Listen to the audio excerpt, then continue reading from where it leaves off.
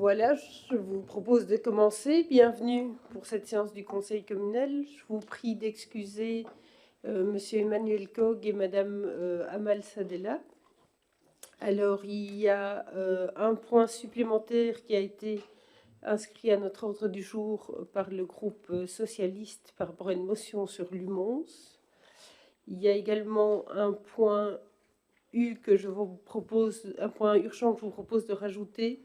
Il s'agit d'un point par rapport à la désignation d'un avocat spécialisé en droit administratif. Est-ce qu'on peut inscrire ce point supplémentaire à notre ordre du jour en urgence? Merci. Ensuite, nous avons reçu 14 questions, 4 d'AC+, une d'écolo, 9 du PS. Est-ce qu'il y a d'autres questions récentes à inscrire à notre ordre du jour? Madame Jensens. Oui, c'est une question sur un article sur la bulle d'air qui a été envoyé par la région Wallonne, un article du 23 mars sur les moyens qui vont être mis en place. J'ai pas entendu sur la bulle d'air, ils appellent ça dans l'article qui va être communiqué. C'est un montant de subvention de la région Wallonne que nous allons recevoir au niveau de la commune de Senef. Okay. D'autres questions? D'accord. Alors, je vous propose d'aborder notre ordre du jour. Le premier point, il s'agit de l'approbation du procès-verbal de la séance du 20 février. Y a-t-il des remarques? On peut considérer comme approuvé. Merci. Le point 2, il s'agit de la démission de Madame Jensens, pas en tant que conseillère communale, mais en tant que conseillère du CPS. Et donc, on vous propose d'accepter cette démission. Est-ce que ça amène des remarques? J'ai juste suivi vos conseils. C'était un peu trop, donc je vais me centrer sur le conseil communal. À l'unanimité, merci. Le deuxième point, il s'agit de l'installation du coup d'une nouvelle conseillère du CPS pour le groupe AC+, et nous avons reçu la candidature de Madame Rucois, et donc on propose de procéder à l'élection de plein droit de Madame Rucois comme conseillère CPS. Est-ce que ça amène des remarques? À l'unanimité? Mais voilà, bienvenue à Madame Rucois au CPS alors. Je vous invite à prêter serment à la fin de la séance du conseil communal pour que vous puissiez siéger au prochain conseil du CPS demain. Le point 4, il s'agit de la création de servitudes publiques de passage au hameau du Bois d'Arc par usage trentenaire du public. Donc, il s'agit de la reconnaissance d'une servitude d'utilité publique de passage par prescription de 30 ans. Il a été demandé au conseil de se positionner. De manière générale, sur la commune, c'est toujours un sujet délicat de savoir ce qui est une voirie. Il y a des situations, en tout cas particulières, de voirie, de savoir quel est le caractère privé ou public de certains tronçons de voirie dont l'assiette est privée. Et le caractère public, c'est une série de critères qui c'est pas toujours une question blanc ou noir si facile à trancher.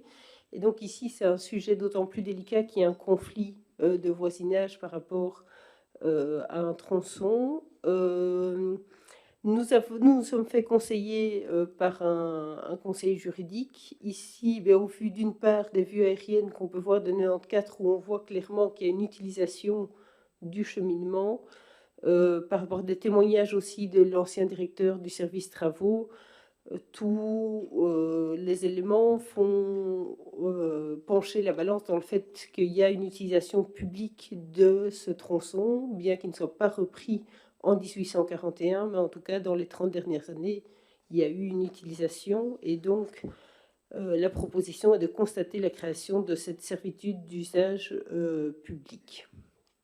Est-ce que ça amène des questions, Madame Jensens? Nous avions été interpellés à 2 reprises, Eric et moi, à des moments différents. C'est une très bonne chose, parce que de fait, c'est un conflit de voisinage qui est particulièrement lourd, je pense, dans sa gestion et dans son vécu. Alors, dans le point que vous présentez, on dit que il ne peut pas y avoir de recours sur la délibération qui est prise aujourd'hui, sauf si les droits civils des tiers n'étaient pas respectés, visiblement. est-ce qu'on a une garantie que même si la personne qui ne veut pas laisser passer l'autre sur le chemin devait aller au tribunal, c'est pas suspensif, que le temps de la décision, la personne qui doit se rendre jusque chez elle pourra accéder ou pas? Voilà, est-ce qu'on sait s'il y a possibilité ou pas que ce soit de recours pas, mais alors est-ce que ce serait suspensif si la personne agissait? Alors, le caractère public ne dit pas, voilà, un passage public ne dit pas non plus, c'est pas pour autant que c'est carrossable. Donc ici, c'est la reconnaissance d'un passage public. Il y a une situation particulière qui est d'ailleurs dans une procédure judiciaire en cours. Je pense qu'il faut laisser la procédure judiciaire ici. Manifestement, au vu de tous les éléments, on ne peut pas nier qu'il y a un passage public et donc il y avait lieu de régulariser cette prise de, cette prise de connaissance de l'existence d'une servitude. Mais non.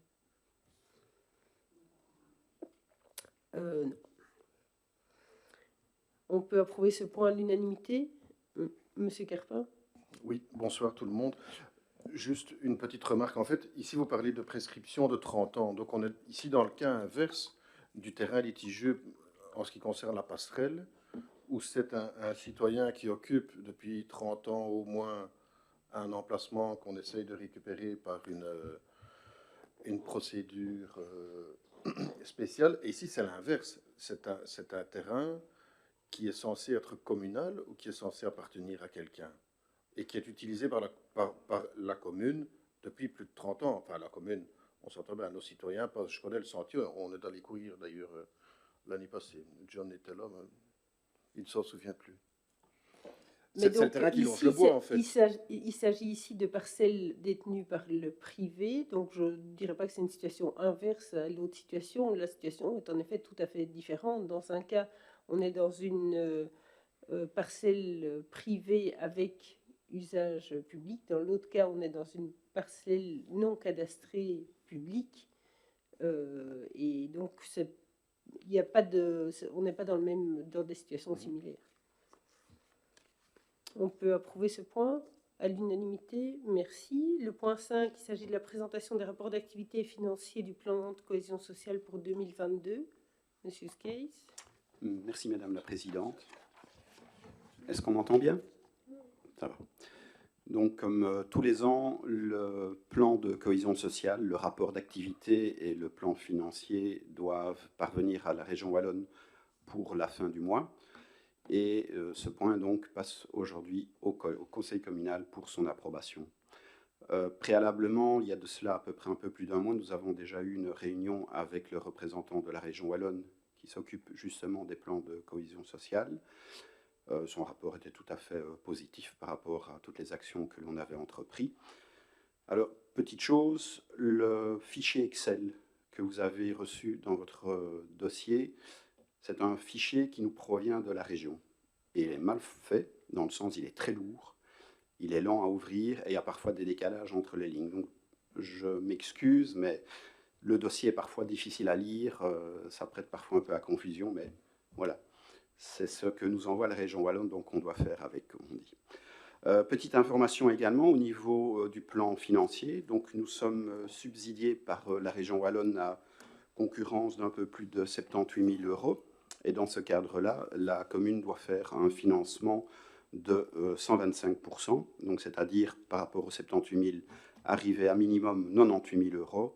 Or, comme vous voyez dans le détail, nous sommes largement au-dessus, nous sommes à 153 000. Donc au niveau financier, nous sommes effectivement bien dans les clous. Je ne sais pas s'il y a des questions. Monsieur Carpin? Oui, j'avais laissé mon micro ouvert, désolé. Effectivement, c'est un fichier compliqué à ouvrir, compliqué à consulter. Je pense qu'on l'avait déjà signalé l'année passée.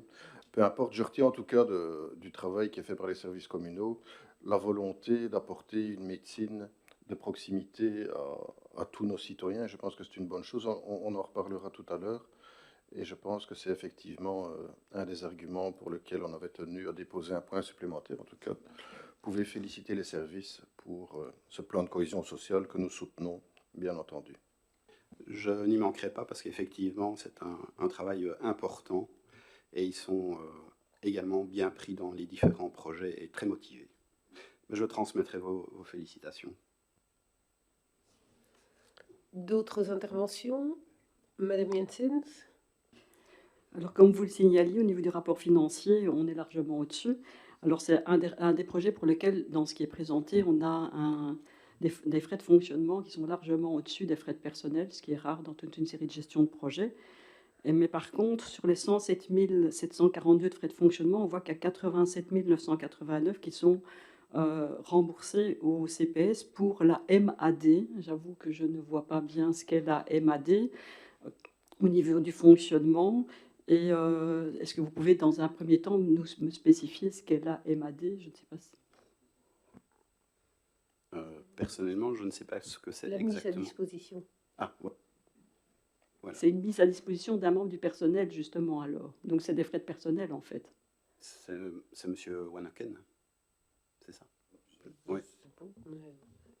MAD, c'est mise à disposition. Mise à disposition de personnel. Donc, donc ce sont des frais de personnel. Donc, on doit retirer du montant les 89 000 qui sont encore des frais de personnel. Donc, on a une trentaine de mille euros à peu près dans les frais de gestion de projet, c'est ça?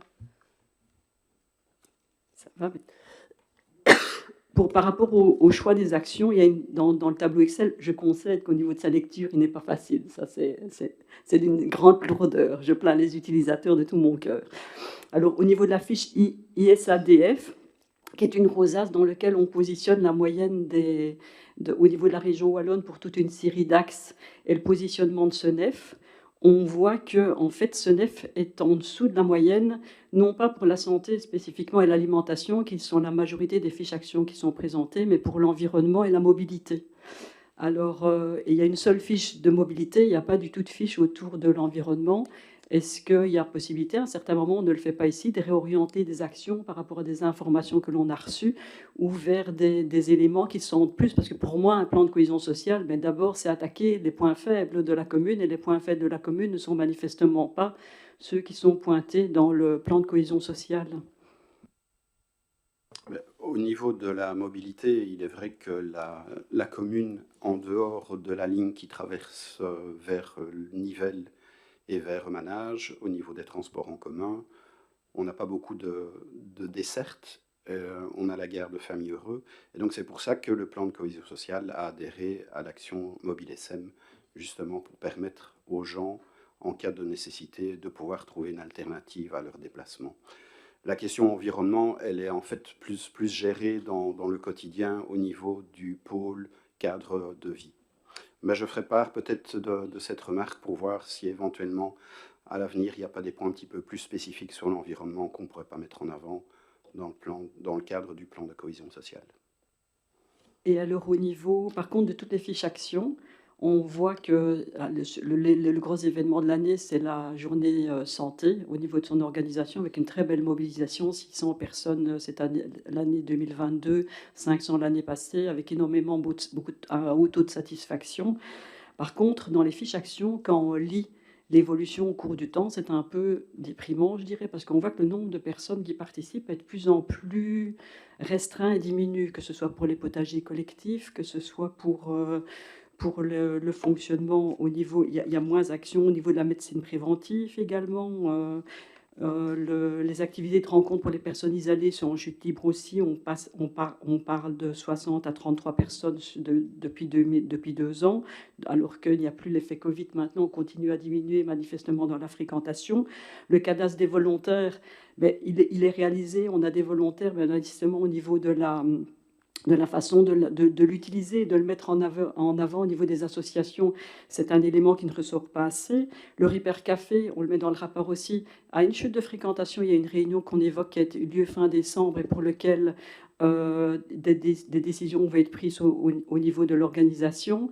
Et au niveau du service de proximité, vous avez parlé Mobile SM, mais c'est surtout manifestement, on y évoque également le transport qui est organisé par le CPS, qui lui il y a un haut taux de fréquentation qui est spécifié à l'intérieur du rapport. Mobile SM est plus restreint dans son utilisation. Par rapport à la visibilité, en réalité, de toutes ces actions qui sont menées par le plan de cohésion sociale, est-ce que ce n'est pas là le poids de toute une série de moyens qui devraient être mis en œuvre pour qu'il y ait une meilleure visibilité de ce qui est réalisé et peut-être lancer des dynamiques sur des fiches où on a l'impression au cours de temps, elles risquent, si on n'agit pas, c'est que ça continue à diminuer au niveau de leur fréquentation dans l'organisation. Mais le problème de fréquentation, en fait, il est propre, il n'est pas propre uniquement au plan de cohésion sociale. On le voit également beaucoup dans le monde associatif. Depuis la crise sanitaire du Covid, il y a une diminution. On le voit également dans les activités culturelles, touristiques. Il y a beaucoup moins de gens qui se déplacent ou qui font appel aux services. Et on a l'impression que les gens, du fait que pendant cette longue période, ont vécu autrement et un repli sur eux.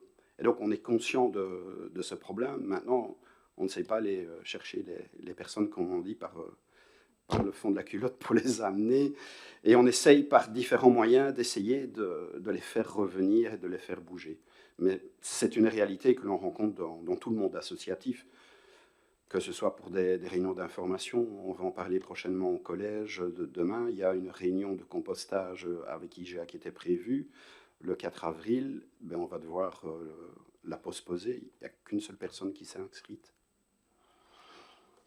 Mais je dirais alors que par rapport à ce que vous dites maintenant, par rapport à une fiche action qui est sur l'isolement social, il y a peut-être des moyens à mettre vraiment sur cette fiche-là cette année-ci pour tenter de redynamiser toute une série de choses au niveau du fonctionnement. Enfin, c'est peut-être une suggestion à faire, mais il faut peut-être vraiment réfléchir tout le plan parce que faire un constat que les gens ont du mal à redémarrer, c'est une chose, mais que le plan de cohésion sociale, au final, loupe sa cohésion sociale pour mettre en place, c'est un peu dommage dans son fonctionnement. Donc ça vaudrait vraiment la peine, je pense, de réfléchir à des moyens de communication. Et alors, pour ce qui concerne la médecine préventive, ça c'est plus pour le collège, c'est au niveau de la maison médicale. Il y a également la prévention par rapport à l'ONE, si on pouvait nous répondre aussi par rapport à la problématique que nous vivons pour l'instant, pour la réintégration des lieux par l'ONE, la consultation de familles heureuses, pour lequel il y a des soucis au niveau de l'organisation. Ce serait sympathique parce que c'est géré par le plan de cohésion sociale également.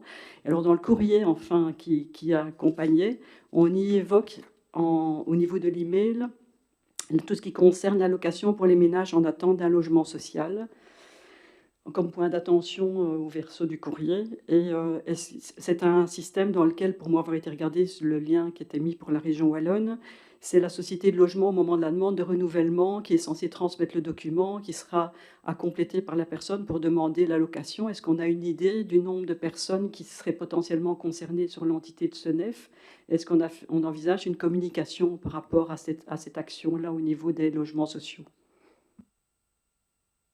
Il y a différents points que vous soulevez pour lesquels nous sommes en réflexion. Donc je ne peux pas vous apporter de réponse à l'instant.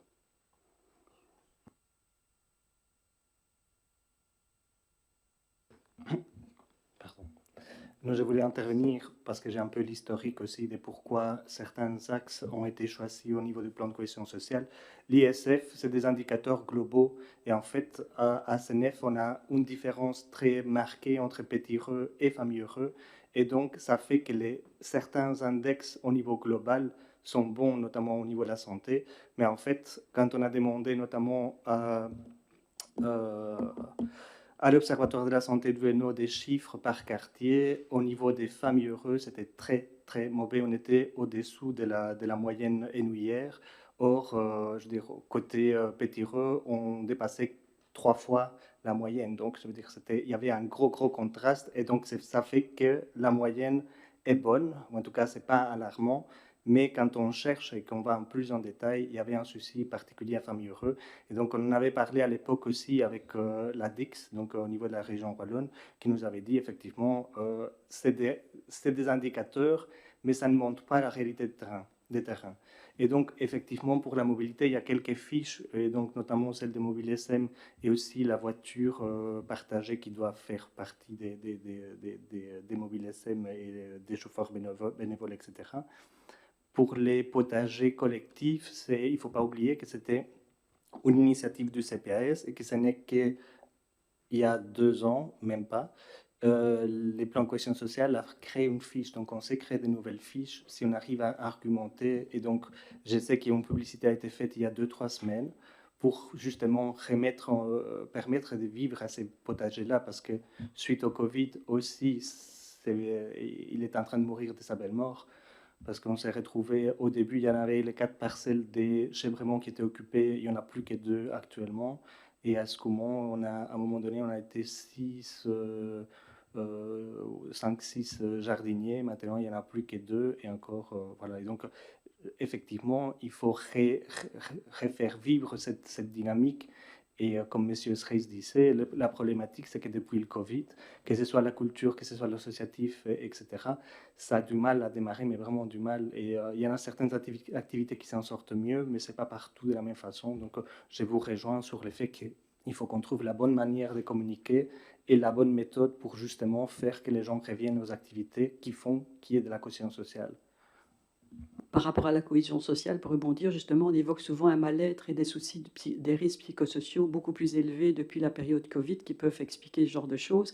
Mais ça rentre typiquement dans des actions que peut mener alors la commune. C'est ce que je disais, rebondir, puisqu'on sait qu'il y a un souci de participation et peut-être un mal-être de certaines personnes, c'est de commencer à réorienter certaines fiches ou réfléchir pour accéder aux soucis que vivent les gens aujourd'hui. Et je dirais que par rapport aux soucis de santé sur famille heureuse, c'est une chose.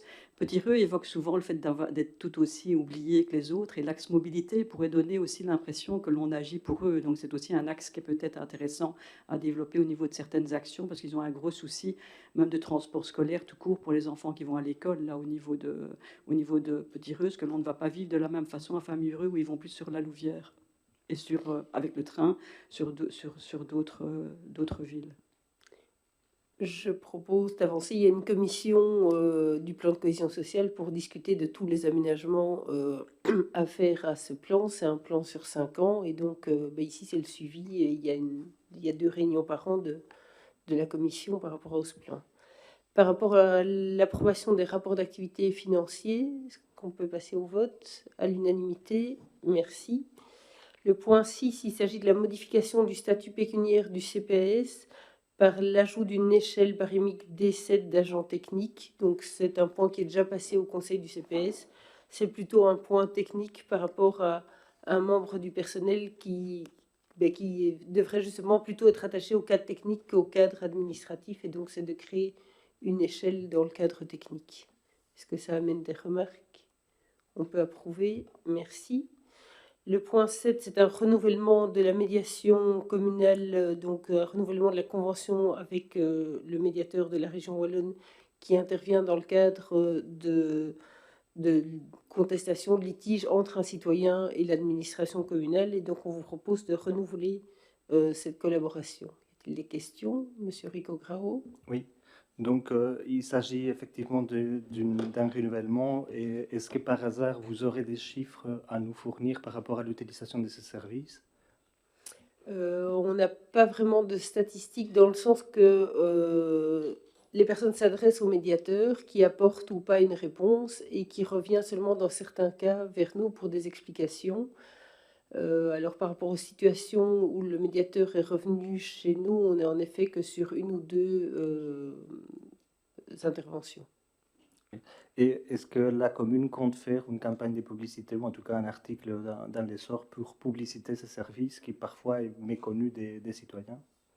Mais il est sur le site de la commune, il est souvent repris dans l'actualité et il est de temps en temps repris en actualité et il y a de temps en temps des campagnes, mais oui, on peut en relancer une là maintenant.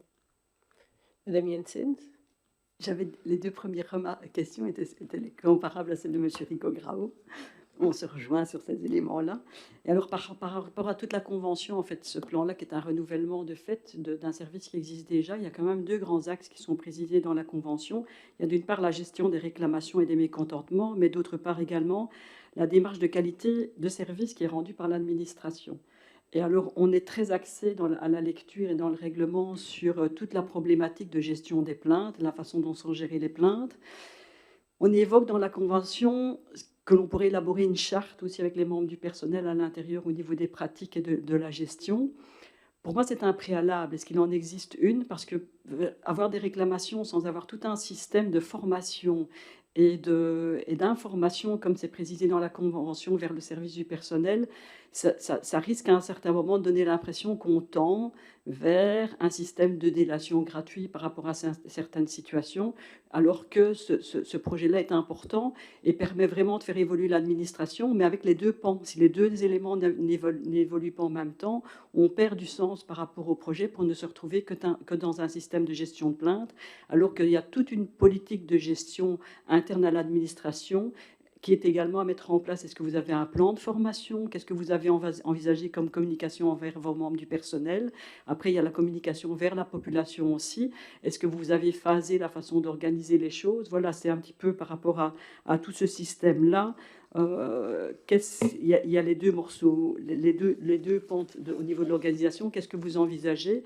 Et alors, il y a un petit élément contradictoire aussi entre le règlement et la convention. Dans la convention, on évoque qu'un rapport annuel est présenté par le service de médiation au conseil communal, et dans le règlement, il est spécifié que c'est la personne qui gère le service de médiation communale qui décide de l'opportunité ou pas de présenter un rapport annuel au collège. Et si ce rapport est présenté au collège, il est présenté au conseil communal. Or, la convention avec la région wallonne envisage une présentation annuelle tout court du rapport. Donc, qu'en est-il par rapport à la discordance entre le règlement qui est proposé aujourd'hui et la convention qui est signée au niveau avec la région wallonne? Donc il n'y a pas eu de modification de la part de la commune, ni dans le règlement, ni dans la convention, qui sont des documents types de la région wallonne qu'ils utilisent dans toutes les communes avec lesquelles ils travaillent, c'est-à-dire pratiquement toutes les communes de Wallonie. Donc par rapport au fonctionnement de l'administration, mais oui, il y a des formations à l'accueil des agents qui sont en contact avec les citoyens. Il y a tout un état d'esprit par rapport à répondre aux citoyens pour éviter des situations de litige. Maintenant, des situations de litige, comme dans toute organisation, il y en a, que les points de vue ne soient pas partagés, mais donc ce n'est pas traduit formellement dans une charte, mais il y a des plans de formation à l'accueil pour le personnel d'accueil, et ça, c'est quelque chose qui existe. Maintenant, par rapport à la présentation du rapport, comme je vous le disais, on n'a pas non plus de nombreux cas. Je pense que ça a peut-être plus de sens dans des plus grosses communes, mais on peut demander d'avoir... Enfin, moi, il y a un cas que j'ai en tête, qui est un cas de situation d'urbanisme, où il y a un suivi de l'infraction urbanistique qui est en cours. Donc... du coup, on n'a pas demandé spécialement de rapport, mais on peut demander un rapport annuel si toute situation devait se présenter. Alors, on n'évoque pas le positionnement de la directrice générale en fait dans le système, parce que comme c'est un système d'enquête qui est organisé par la personne qui gère le service, si ça concerne des membres du personnel par rapport à l'instruction éventuellement peut-être de procédures judiciaires, disciplinaires ou autres à un certain moment, où est-ce que se situe dans l'organisation la directrice générale? Mais ici, c'est entre le citoyen et l'administration dans la solution. Il n'y a pas nécessairement une erreur d'un membre du personnel. C'est un citoyen qui n'est pas en adéquation avec la décision que l'administration a prise. On est dans ce cas-là de médiation.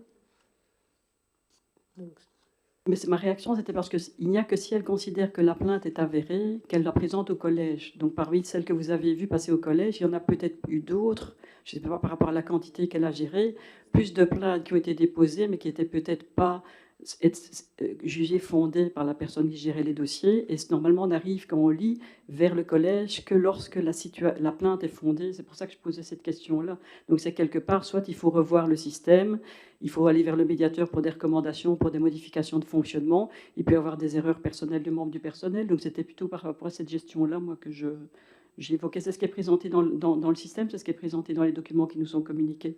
Ne vont vers le collège que les situations où la plainte est considérée comme fondée par la personne qui gère le service.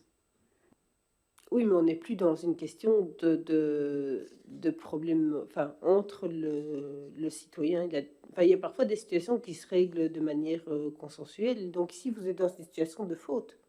C'est ça? Pas forcément de faute. Je dis, ne viennent dans le système. Tout le système est présenté. Et il est mis, le système de médiation communale mène l'enquête auprès des agents ou des services qui devront répondre dans un délai maximum d'1 mois. Si le système de médiation communale estime que la réclamation est fondée, il prévient le collège. Si le système de médiation communale estime que c'est non fondé, il en informe le réclamant par écrit et explique pourquoi c'est non fondé. Donc il n'arrive en fait qu'au collège que les situations qui sont considérées comme des plaintes fondées par le service de médiation communale. Donc il y a peut-être beaucoup plus de dépôts de plaintes qui sont au final classés non fondés qu'il n'y en a qui arrivent chez vous. Des plaintes fondées, on en a 0. Des situations où il y a eu des explications demandées par le médiateur, il y en a une que j'ai en tête et peut-être bien une deuxième. Et puis il y a des situations sur lesquelles il n'y a même pas d'explication qui a été demandée par le médiateur. Mais des plaintes fondées qui arrivent au collège, on en a 0 jusqu'à maintenant.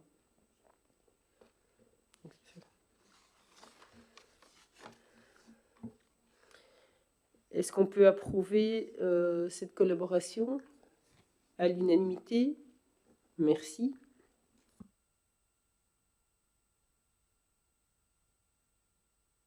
Le point 8, il s'agit de la désignation de membres du jury par rapport au concours de la réalisation d'une fresque sur le baquet d'Île Chabot. Monsieur Dujardin. Oui, bonsoir. Donc on s'inscrit bien donc, dans le projet de la réalisation de cette fresque sur le Chabot. Le règlement du concours prévoit qu'il y ait désignation d'un représentant par groupe au conseil communal. Et donc on en est là à la désignation des représentants. Et donc, je vois groupe politique par groupe politique. Pour le groupe socialiste. Madame Sadella vient de marquer son intérêt, donc ce sera elle. Madame Sadella. Pour le groupe AC+. Ce sera Madame Janssens. Madame Janssens. Pour le groupe écolo. Ça sera moi-même. Monsieur Rico Grao. Et pour le groupe LB, Monsieur Olivier Laporta.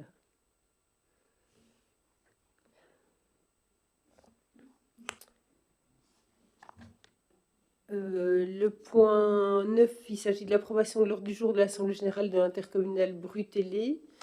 Donc, lors de cette Assemblée générale, il y aura un rapport d'activité, un rapport de gestion, un rapport de rémunération, rapport du Collège des réviseurs, approbation des comptes annuels des charges au Collège des réviseurs et des charges aux administrateurs. Donc nous avons 5 représentants. On peut adopter ici des décisions par rapport à cet ordre du jour et à ce moment-là, un représentant seul porte la voix du conseil. Personnellement, je suis un peu mal à l'aise par rapport au point 4. On nous dit qu'il y aura une présentation en séance de se positionner du coup en conseil communal. Donc voilà, à voir, mais moi je proposerais une abstention tout le moins sur ce point-là. Et voilà, je ne sais pas si ça amène d'autres remarques. Il y avait le souci d'abstention. Et alors, quand on voit apparaître Niti Synodia dans un système, on s'inquiète toujours un petit peu par rapport à leur réputation, mais ça c'était de l'humour.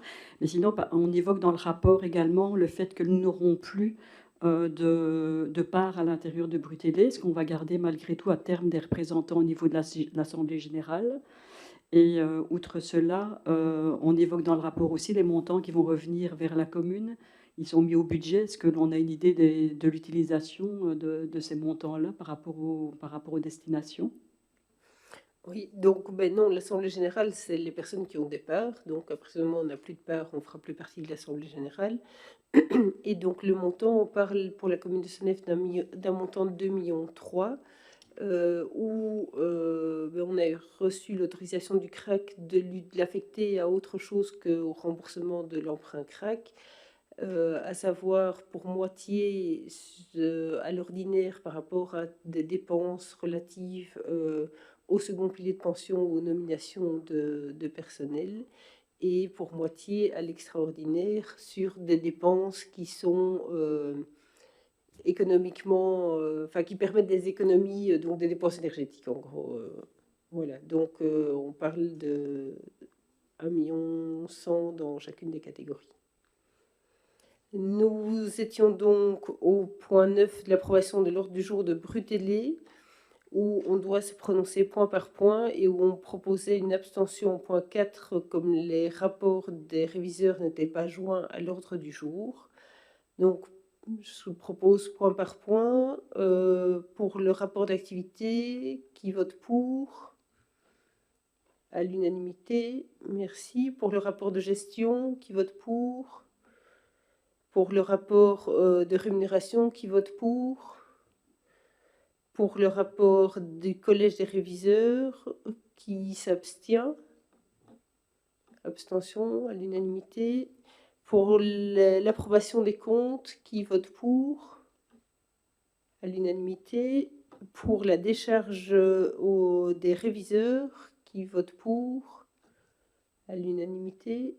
Merci. Et la décharge des administrateurs, qui vote pour? À l'unanimité. Merci. Point 10, il s'agit des comptes 2022 de la fabrique d'église de Notre-Dame de Sacré-Cœur à Bois-des-Naux. Monsieur Dujardin.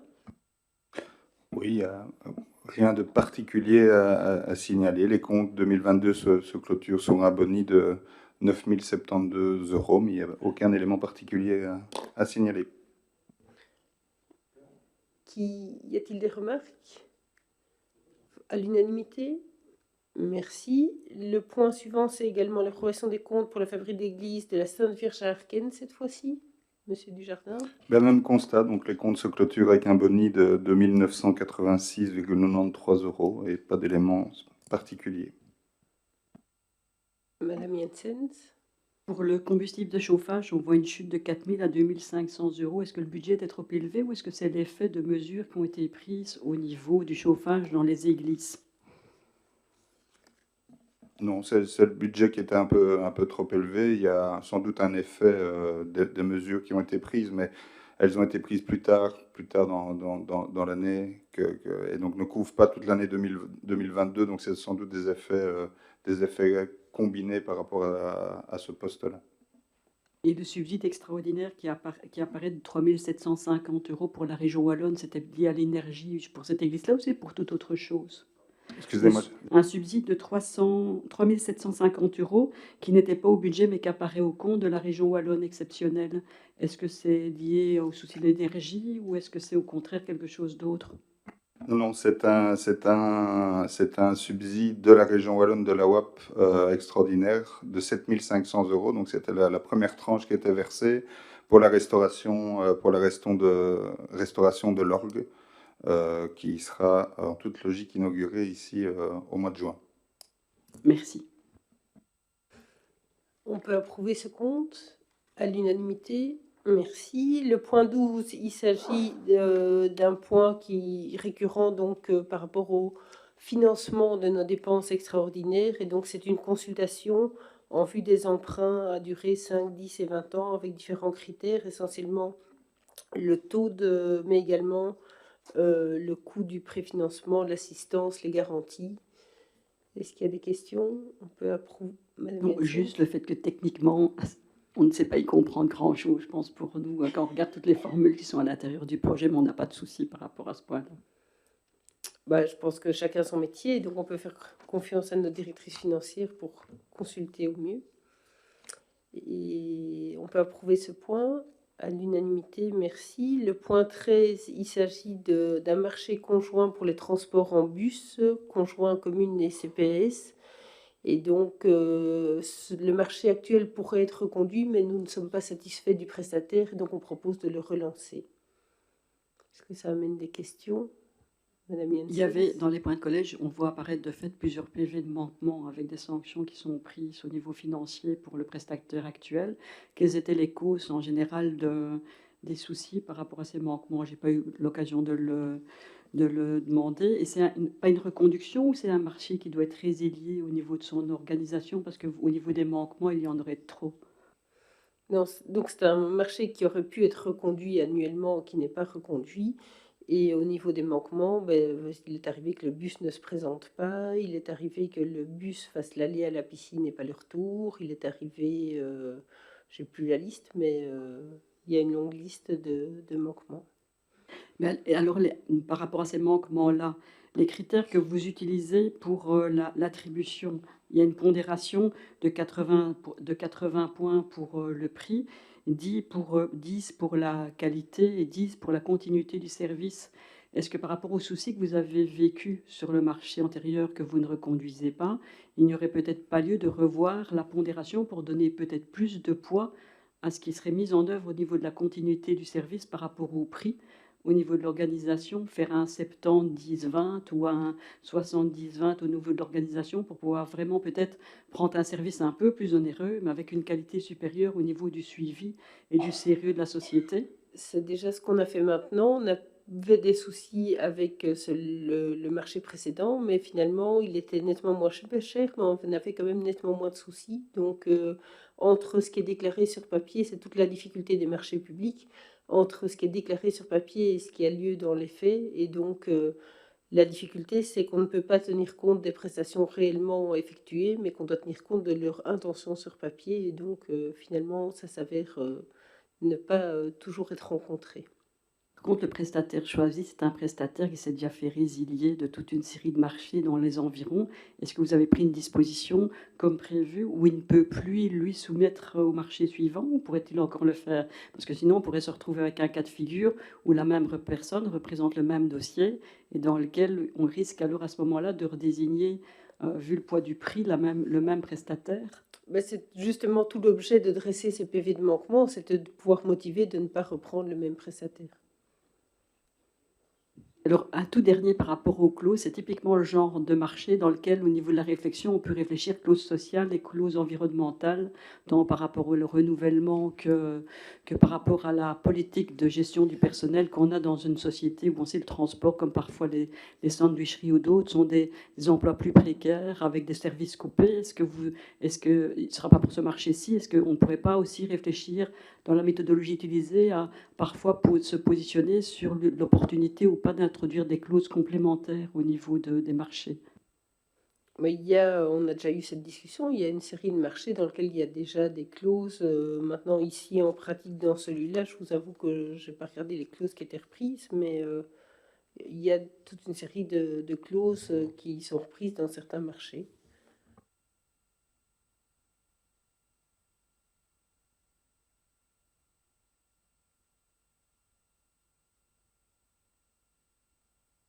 On regarde dans le marché ici ce qui est repris déjà. Il y en a pas spécifique. C'est pas forcément mettre la clause, c'est dans la méthodologie, c'est d'avoir la méthodologie dans laquelle on se pose la question. C'est ce qui est conseillé en stratégie de marché public, souvent se dire est-ce que c'est opportun, et puis après est-ce que ça a du sens pour ce marché-là? Au niveau des clauses, et d'y réfléchir. C'est le type de marché dans lequel sur Bruxelles on introduit de plus en plus pour l'instant des clauses environnementales et sociales. Mais donc, c'est quelque chose qui est déjà inclus, mais on relaiera au niveau de la cellule marché public la demande. Par rapport à ce cahier des charges, est-ce qu'il y a... Et juste pour la cellule marché public, Bruxelles Environnement a des cahiers types aussi qui sont très intéressants à les lire, même si on n'est pas de la région, on est sur région Wallonne, ça vaut la peine de voir. On a un logiciel de la région Wallonne 3P qui a toute une série d'exemples types qui sont partagés au sein de la région Wallonne. Donc, par rapport à ce point-là, est-ce qu'on peut l'approuver, ce cahier des charges, à l'unanimité? Merci. Le point 14, il s'agit du renouvellement de l'adhésion à la centrale d'achat d'Orez. C'est également un point technique donc, qui vient à échéance dans le cadre de nos achats d'éclairage public. Est-ce que ça amène des questions? À l'unanimité, on peut approuver. Merci. Le point 15, c'est la demande de modification de voirie à la rue des Carrières, Monsieur Dujardin. Oui, donc c'est une demande de modification de voirie dans le cadre des travaux PIC à la rue des Carrières que nous avons déjà eu l'occasion d'aborder ici au Conseil.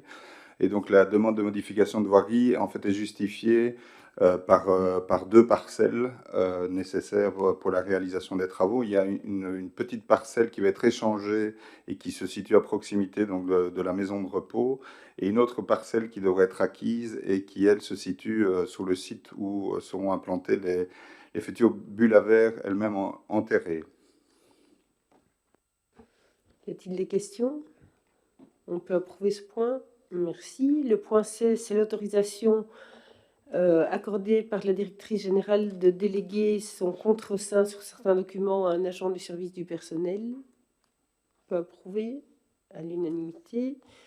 Le point 17, c'est aussi un point récurrent chaque année dans le cadre de la nomination définitive du personnel enseignant. Peut approuver ce point. Merci. Ensuite, nous avons le point supplémentaire inscrit par le groupe PS par rapport au master en médecine porté par l'Université de Mons. Je suppose que vu l'accord d'hier, le point est sans objet. Il est effectivement sans objet. On peut néanmoins se réjouir de la position de la ministre Glatini qui a fait marche arrière. Et juste un petit commentaire, je vais être très rapide, rassurez-vous. On peut regretter l'attitude d'une et une seule personne, puisque finalement l'accord, il était déjà sur papier pour tout le monde. Et quand on est montois et administrateur... Je pense que c'est pas du niveau de notre... Mais non, c'est pas du niveau de notre conseil communal. Oui, bien sûr, mais puisque je présente un point, puisque je présente un point et que je le retire, je me permets de parler quand même 30 secondes et de ne pas abuser du temps de tout le monde. Et donc, je pense qu'on peut regretter l'attitude de certains. À ce niveau-là, je n'en dirai pas plus. Donc, formellement, le conseil est d'accord de retirer le point, parce qu'il faut, comme il est inscrit lors du jour, le retirer. Merci. Le point supplémentaire, c'est la ratification de la désignation d'un avocat. Donc, dans le cadre de dossiers de suspicion de fraude à la carte carburant, nous avions désigné un avocat qui, du fait de l'absence d'une de ses collaboratrices, ne parvient plus à suivre avec la même rapidité le dossier. Et donc, on propose de désigner un autre avocat. L'unanimité, merci. On passe maintenant alors aux questions orales. La première question est posée par Monsieur Genet, enfin par le groupe en tout cas AC+. La première pour Perty a trouvé une partie de ses réponses, je pense, par une publication dans les heures qu'on suivit l'envoi de nos questions. C'est sur la coupure de l'éclairage public, situation concernant le sentiment éventuel d'insécurité. Donc, fin mars, les communes devaient se positionner sur la proposition d'Ores pour ce qui concerne la prolongation ou non des coupures d'éclairage le long des voiries communales de minuit à 5 heures. Alors, nous vous avions déjà interpellé par rapport au ressenti d'insécurité. Certains éléments sont toujours d'actualité, même malgré la publication. Quelle est l'estimation de l'économie en énergie pour la commune de Senef? On l'a vu dans les articles pour d'autres communes, pas pour Senef. Quel bilan a été réalisé par le collège pour prendre la décision de prolongation ou non?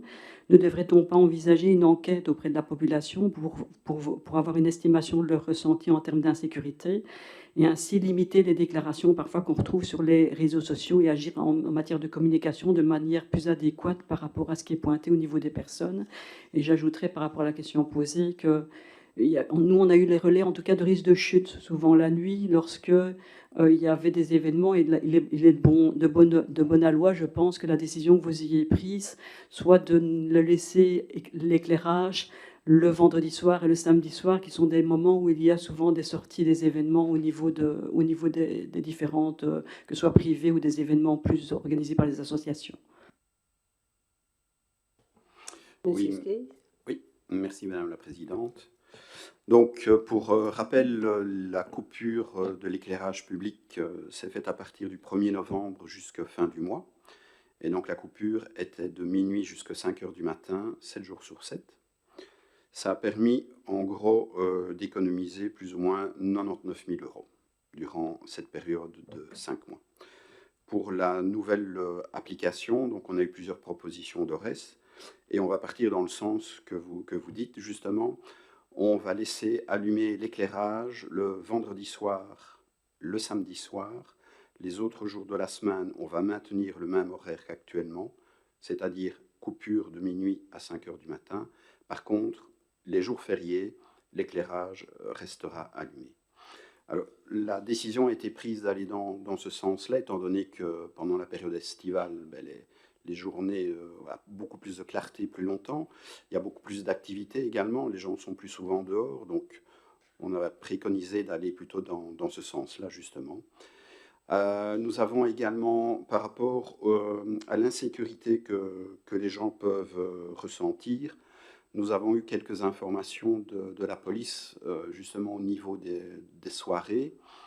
Et donc, entre 2019 et 2022-23, donc entre novembre et janvier, nous avions eu, en gros, au niveau des accidents de la route, en 2019, 6 accidents, donc c'est très peu.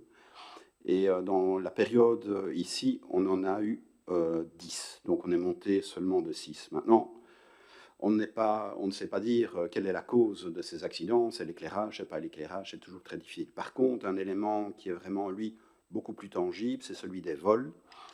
Et donc, on a constaté en novembre 2019 et janvier 2020 que nous étions à 30 effractions, et que pour la période actuelle, on est redescendu à 23.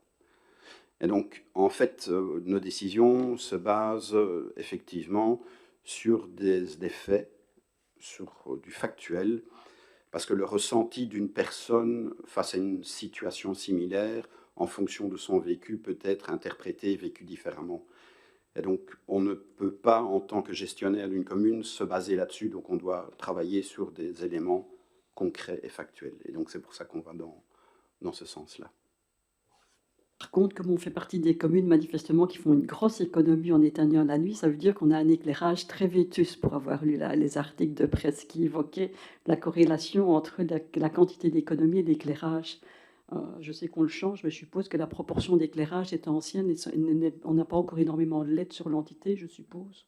Le changement est en cours, mais progressivement, on ne peut pas dire que maintenant l'éclairage est vétuste, on avance bien de ce côté-là. Et donc, un élément également, une fois qu'on remplace par des lamplettes, déjà la consommation est moindre. Et du fait de couper, ben ça nous permet de gagner un petit peu plus. Mais la mise en place de l'éclairage LED se poursuit, mais ça va prendre encore quelques temps, mais on est déjà bien avancé de ce côté-là. Et par rapport à ce que vous dites, dans la communication de la commune, il y avait bien le montant économisé qui était mentionné, de 93 352 €. La deuxième question pour le groupe AC+, par rapport à IGA.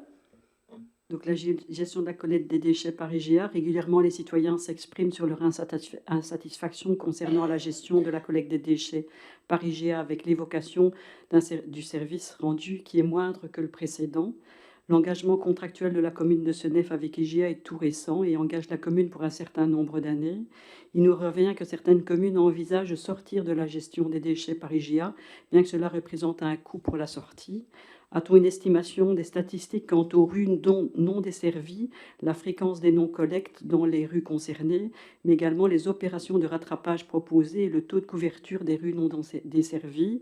Dans le même ordre d'idées, a-t-on mis en place un suivi des plaintes à destination d'IGA? Si oui, lequel? Quelles seraient les pistes alternatives de collecte des déchets ménagers? Et quelle est l'estimation du coût de sortie de la collecte des déchets ménagers par IGA? Monsieur Skees. Merci Madame la Présidente. Donc un petit peu pour se remettre dans le contexte, on est passé au nouveau système de collecte en janvier 2020.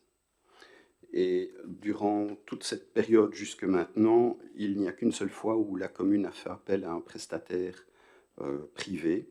Et ça s'était fait, si j'ai bonne souvenance, en février de l'année 2021. Et là où c'était pendant presque 3 semaines où la collecte n'avait pas été réalisée. Et donc, on était intervenu justement en faisant un appel d'offres pour pouvoir résoudre ce problème. Le problème que l'on rencontre, à part le dernier, c'est en lien avec des grèves. Ce qu'il faut savoir, quand des organisations syndicales veulent se mettre en grève, il y a un protocole à suivre. Le protocole, c'est-à-dire ils doivent déposer un préavis de grève. Ce préavis de grève, en fait, est une dernière tentative de trouver une conciliation entre les différentes parties. Et si la conciliation n'aboutit pas, la grève, effectivement, est appliquée. Or, ce qui se passe souvent, ce sont des grèves sauvages. Donc, il n'y a absolument pas de protocole d'accord préalablement et on ne respecte pas les règles au niveau des grèves. De ce fait-là, IGA se retrouve devant un problème de non-distribution et également les communes et les citoyens. Le souci en faisant ce genre d'action, c'est que l'intercommunal, comme le dit son nom, est une intercommunale et pas une société privée. Et donc ce sont les citoyens qui sont victimes de ces actes de mouvements de grève. Alors, par rapport aux autres questions que vous posiez, lorsque l'IGA a l'information d'une grève, maintenant nous sommes directement informés du problème et il nous donne également la liste des dates de rattrapage et les rues concernées. Ces informations se trouvent sur le site d'IGA, mais également sur les canaux de la commune, c'est-à-dire sur la page Facebook et sur le site officiel de la commune. Pour savoir effectivement pour les statistiques, ben, on n'en fait pas, étant donné qu'on a directement l'information des rues qui sont concernées par la non-collecte. On ne passe pas son temps maintenant à notifier, on sait très bien quand il y a eu grève, et donc on a là tous des arguments que l'on garde effectivement pour remonter auprès de l'IGA. Alors c'est une situation pour laquelle on la déplore, et nous faisons tout ce qui est dans nos moyens, dans toutes nos possibilités. Justement, prochainement, on devra avoir une rencontre avec M. Van der Mortel, le directeur d'IGA, pour tenter de trouver des solutions pour limiter ce genre d'action de grève sauvage. Nous ne sommes pas les seuls. En fait, l'ensemble des communes, malheureusement, de la zone IGA sont confrontées à ce type de problème. Pour sortir d'IGA, plusieurs communes ont déjà envisagé cette possibilité. Ce qu'il faut savoir, c'est que préalablement, c'est une procédure assez complexe. Il faut avoir l'accord majoritaire du conseil d'administration. Je pense qu'effectivement, ça doit également passer en assemblée générale. Mais il faut savoir qu'en plus de ça, il y aura sans doute une grosse indemnité à payer, puisque comme dans le cadre de Brutélé, nous avons acheté des actions au niveau d'IGA, ce qui fait qu'il y a un certain nombre de personnels, entre guillemets, un quota qui correspond à la part de la commune de Senef. Et dans le cas où on se retire, il y a ce problème que ces agents doivent soit être repris au sein de l'administration communale ou de payer un dédommagement. Donc voilà. Et nous sommes tenus avec un contrat qui dure facilement jusqu'à 2032 en fonction de certaines collectes, voire 2035. Par rapport aux rues desservies, vous vous êtes focalisé sur les grèves. Or, il n'y a pas que les grèves. Régulièrement, il arrive que des rues ne soient pas dans leur organisation desservie. Je peux parler sans les citoyens. J'habite au milieu des champs dans une rue qui, régulièrement, dans laquelle, même si je ne dépose pas de plainte et que je ne signale, je ne rouspète pas, régulièrement, il ne passe pas. Il arrive que pendant un mois, les déchets ménagers ne soient pas repris. Et il est déjà arrivé dans ma rue qu'il faille un mois et demi pour que le papier soit relevé au niveau des conteneurs. Donc, même en maintenant, en fonction des endroits. C'est pour ça que je demandais, est-ce qu'on a une idée des statistiques et des lieux qui ne sont pas régulièrement desservis? Parce que je pense qu'en fin de parcours, à un certain moment, les rues qui sont en fin de parcours sont régulièrement non desservies, ce qui conduit à des plaintes par rapport aux citoyens qui sont récurrentes, où ils ont l'impression que c'est toujours eux qui ne sont pas servis. Donc, je pense qu'il y a une réflexion pour laquelle il faut aller au-delà de simplement la problématique de la grève ou de la grève sauvage, mais de la qualité du service qui est réalisé toutes les semaines en fonction du type de déchets qui est à reprendre auprès des citoyens. Et alors, par rapport à la sortie, par rapport à ce que vous dites, moi j'ai l'impression que quoi qu'il arrive, on peut sortir, mais qu'il y a une grosse indemnité à payer éventuellement. C'est pour ça que je demandais le montant, parce que je pensais que c'était quelque chose qui pouvait se calculer. Et plus on est proche de la fin de la convention, du contrat, je ne sais pas comment ça s'appelle, moins on doit payer. Mais nous, je pense qu'on est encore très loin, parce que c'est un nouveau service dans lequel on s'est lancé. Donc on risque d'avoir des indemnités beaucoup plus grandes que d'autres communes qui sortiraient peut-être au moment où ils sont quasiment en fin de contrat. Alors, nous sommes conscients que dans certaines voiries, dans le fond de certaines voiries, il y a des problèmes, des soucis qui sont, je dirais pas réguliers, mais épisodiques et des fois qui changent. Et donc parfois, ce sont les chauffeurs qui ont une méconnaissance du trajet et qui ne pensent que la rue s'arrête à la dernière maison parce qu'elle elle est en dehors de leur visibilité, ils ne voient plus rien. Il y a déjà ce problème-là. Des fois, en hiver, il y a des problèmes d'accessibilité parce que ce sont des routes très secondaires et il n'y a pas d'épandage. Et donc, ils ont des risques pour également aller là-dedans pour faire les collectes. Mais donc, régulièrement, on rappelle auprès de l'IGA ces problèmes. Maintenant, ce qu'il y a aussi, c'est que les citoyens peuvent faire part de leurs problèmes directement auprès d'IGA. Et donc, il y a un numéro vert qui est le 811 788. Donc, ils peuvent les contacter sur un numéro vert gratuit pour signaler le problème. Et il y a également une adresse courriel qui est info@iga.be. Comme ça permet également de mettre plus de pression. Et comme je vous ai dit, on doit avoir prochainement une réunion avec M. Van der Mortel, le directeur d'IGA, et nous allons aborder notamment ce problème-là. Par rapport à ce système-là, est-ce que vous avez demandé, vous, d'avoir le recensement de toutes les plaintes qui seraient envoyées directement par les citoyens sur cette adresse-là ou par téléphone? Je ne sais pas si on a un recensement en interne et si on a un retour de la part d'IGA. Ça, je dois me renseigner. Je ne peux pas vous le dire.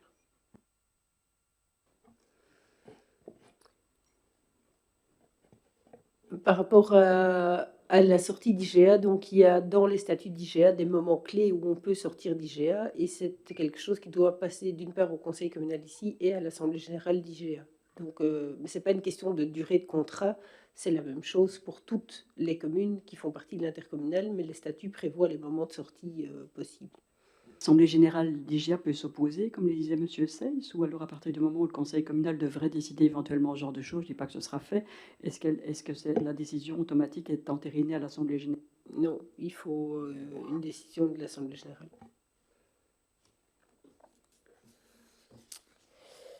La troisième question pour le groupe AC+, par rapport au camion qui a chuté à proximité de l'ancien canal. Oui, je dirais c'est l'exemple. Le départ, c'est le camion qui a chuté, mais il arrive régulièrement aussi à d'autres endroits. Je pense, je le cite dans la question, au pont au niveau d'Arken, où les camions sont bloqués parce qu'ils ont une hauteur trop importante par rapport à la situation. Donc régulièrement, des camions se rendent au zoning, probablement en prenant, on le sait, le raccourci Felu-Arken par des problématiques de GPS ou volontairement parce que c'est un chemin plus court que faire tous les tours par les nationales. Qu'est-ce qui peut être ajouté en termes de signalisation? Une campagne de sensibilisation n'est-elle pas envisageable? Et quelles actions de répression ont déjà été menées et avec quel constat? Monsieur Delannoy. Bonsoir à tous.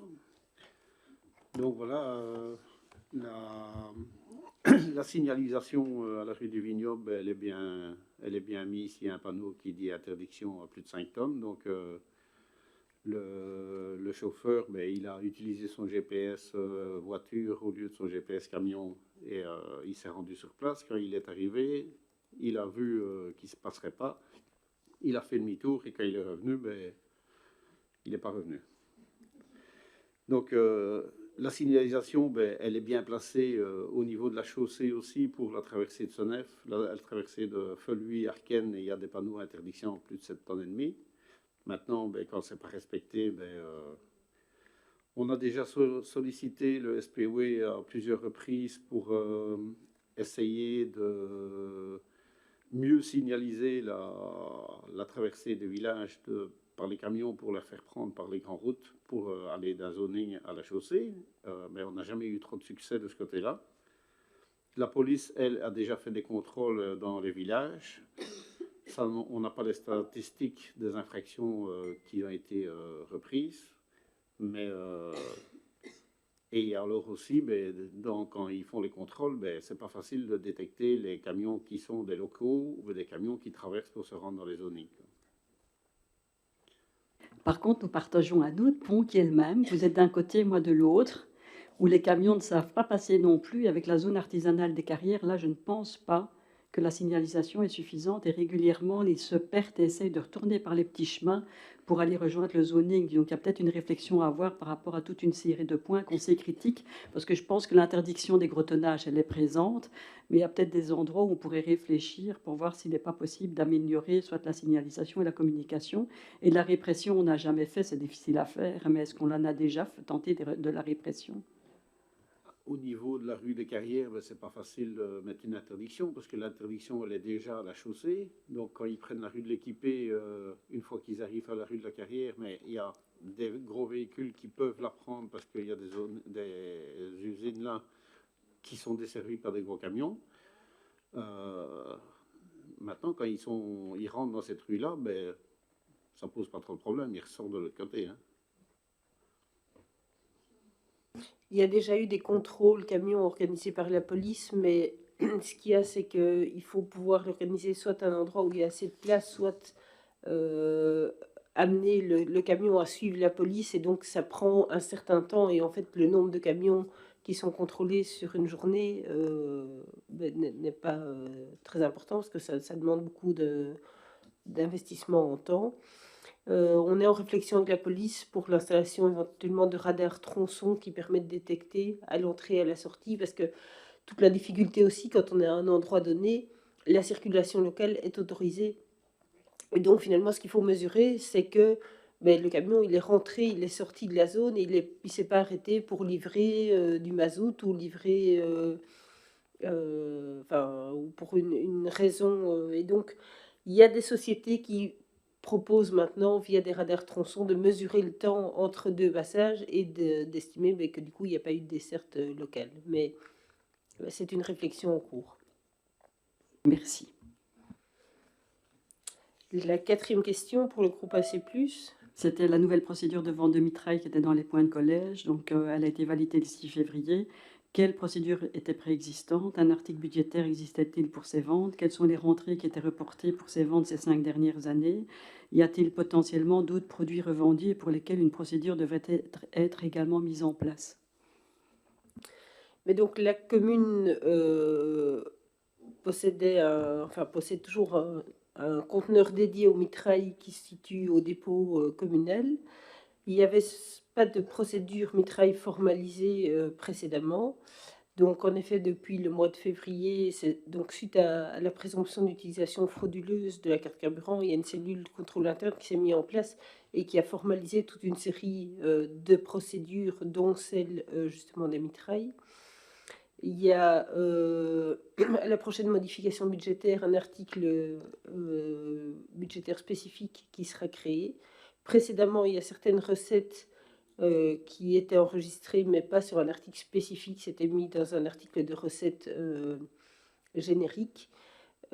Par contre, mais il faut constater en effet qu'il y avait des recettes assez aléatoires, donc ça peut poser question par rapport à la façon dont c'était géré, et ça fait partie d'ailleurs de l'instruction en cours au niveau de la plainte qui a été déposée. Par rapport aux autres ventes possibles, mais il y a les déclassements dont on a déjà parlé, où il y a une procédure qui a aussi été formalisée. Il peut y avoir les batteries, mais on parle de quelques unités et de très faibles montants. Il pourrait y avoir le bois, mais il est donné au CPS pour des bénéficiaires. Voilà, comme ça, je ne vois pas d'autres éléments.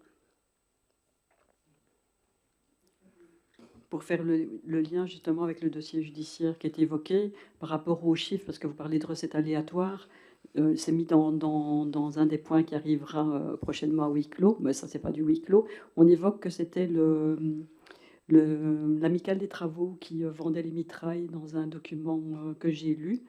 Et par rapport aux ventes qui étaient liées, que percevait l'amicale des travaux, est-ce qu'on voit éventuellement, une fois que l'amicale arrête de l'utiliser, une différence ou pas de différence au niveau des ventes par rapport à la fluctuation dans ce que vous évoquez, puisqu'il n'y a pas encore d'article spécifique? Il n'y a pas, non, il n'y a pas de grosse différence. On parle de montants de l'ordre de 300 € certaines années, 0 d'autres années, mais il n'y a pas... pas de grosses différences. Merci. Alors, la question suivante pour le groupe écolo, Monsieur Rico Grao. Oui, donc on a appris par la presse et les réseaux sociaux que ces 15 mars, un camion s'est retrouvé sur les flancs. Donc, comme mes collègues d'AC, j'étais interpellé par la situation. Ça s'est passé entre la rue de la Sam et le canal, avec un risque de pollution des eaux par du carburant. Heureusement, vu la rapidité de la prise en charge, et donc il faut féliciter notamment tous les services, y compris les pompiers, les DNF et les services communaux pour leur réactivité, qui a sans doute évité le pire, parce que ici, on a eu la chance, il n'y avait pas des polluants majeurs, mais ça aurait pu être vraiment catastrophique pour l'ancien canal et notre environnement.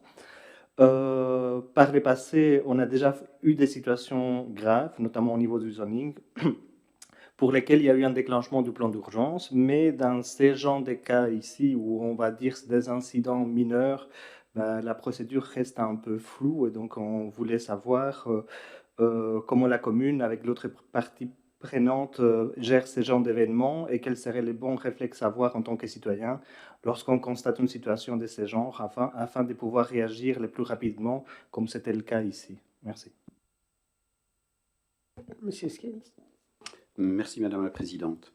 Donc effectivement, dans le cadre de cet incident, qui est un incident mineur, puisqu'au départ c'est un accident de roulage, et au moment où le véhicule en question a commencé à être remorqué, il y a une constatation qu'il y avait un épanchement du carburant qui venait du réservoir. Alors de ce fait-là, toute la chaîne de secours s'est mise en place, c'est-à-dire que la police a téléphoné auprès de la commune pour les informer de la situation. Le DNF, qui est le gestionnaire du canal, a été informé de la situation. Et les pompiers sont venus pour mettre dans un premier temps un barrage flottant pour limiter la nappe d'hydrocarbures qui commençait à s'écouler. Par après, la DNF est repassée et par précaution a installé d'autres barrages flottants pour être bien certain que ça reste de manière très circonscrite. Alors, les bons gestes à avoir en fait pour la population, c'est quand on voit ce genre d'incident, c'est d'abord le 112, ce sont les services de secours, que ce soit pompiers, ambulances ou police. Et dans le cadre d'une pollution, c'est le 17-18 qu'il faut appeler et signaler l'information. Donc au départ, pour ce type d'incident, c'est un accident de roulage, donc la cellule de crise n'est pas enclenchée. Mais quand la cellule de crise est enclenchée, ce n'est pas à l'initiative de la commune. C'est comme par exemple quand il y a eu une fois une coupure d'électricité qui a fait qu'un pompage au niveau d'un château d'eau était stoppé, était à l'arrêt. Il y a eu une réunion de crise pour justement faire l'organisation de la distribution de l'eau dans tout le secteur qui était concerné par cet incident, ou dans le cadre du zoning Seveso, c'est la province qui prend ça en charge avec le gouverneur et qui organise le tout. Et donc, on est un des maillons de cette chaîne. Juste un petit complément. Donc, par rapport à la gestion de crise, ici, on est en effet dans la cellule de crise, elle est activée quand il y a lieu de coordonner plusieurs disciplines, ce qui n'était pas le cas ici. Quand on dit plusieurs disciplines, ça peut être les pompiers, la police, des disciplines médicaux ou psychologiques, de la logistique, telle que soit les services communaux, soit la protection civile, de l'information. Et donc la décision d'ouvrir une cellule de crise, elle peut être prise à différents niveaux, soit communal, soit provincial, soit fédéral. Mais donc ici, on n'était pas du tout... Il y a eu un constat de l'accident de roulage par la police à un temps donné. Il y a eu par la suite une intervention des pompiers. Et la cellule de crise, elle s'organise quand il y a lieu d'avoir une coordination stratégique au-delà de l'endroit de l'événement. Donc voilà, ça c'est pour préciser la situation de crise. Donc, si au lieu d'avoir que des hydrocarbures, on avait eu de l'ammoniac ou un autre composé chimique qui a peut-être des impacts au niveau de la santé des citoyens, ça aurait été déclenché d'office.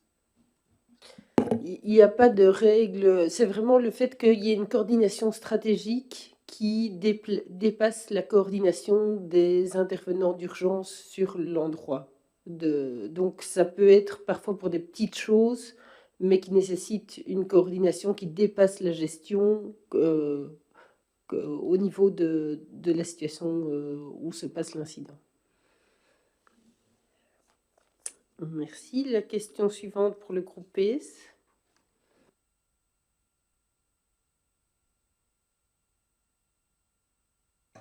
Merci Sophie. Voilà. La première question va parler des additionnels au compte 2022, puisque nous avons appris que le 13 février, dans un point du collège, un récapitulatif avait été fait à propos de ces additionnels communaux.